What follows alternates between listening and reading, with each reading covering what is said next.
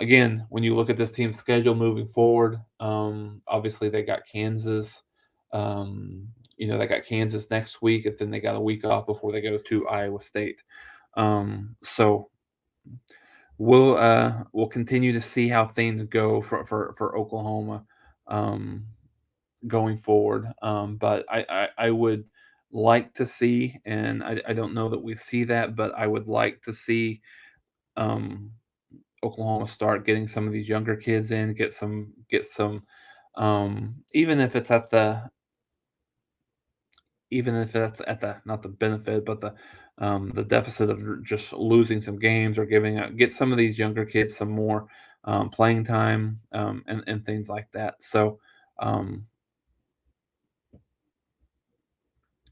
so yeah, we'll see how that goes. But when you look at the rest of the season, um, right now it's hard to see a win, honestly, let alone three to get to bowl eligibility. But it's really difficult to see, to see a win here. I don't know that I ever imagined this, but Oklahoma has lost the last two games by a combined 103 to 24.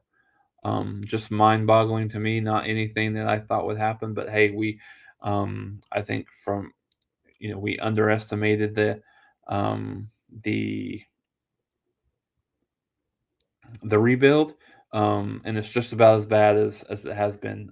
So for you guys that have been there through the '90s, you guys know what it was like with with John Blake, a little bit of the Gary Gibbs teams. You had John Blake at the Schnellenberger here as well, which was really really bad. So Oklahoma team as a program has been through this. I think they can go keep going through this and understand that this is a rebuild and absolutely need to get better.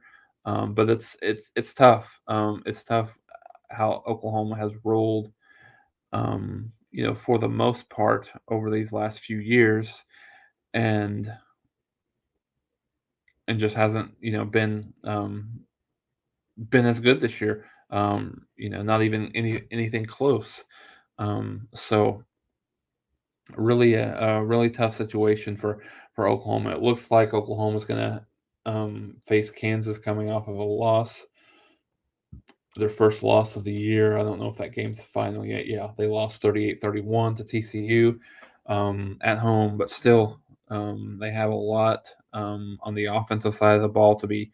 They've played they even scored 38 or 31 points here without Jalen Daniels for a majority of the second half. So when you look at that game, 38-31, Kansas still put up 540 yards of total offense in that game. Even with a backup quarterback, Jason Bean threw for 262, 4 touchdowns.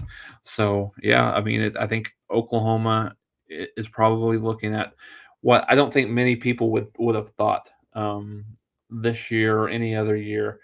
The fact that Oklahoma will probably be an underdog at home to Kansas. Like, let that sink in for a second. Being an underdog at home to Kansas, which is, in years and years have been unfathomable. But it's disappointing, to say the least. So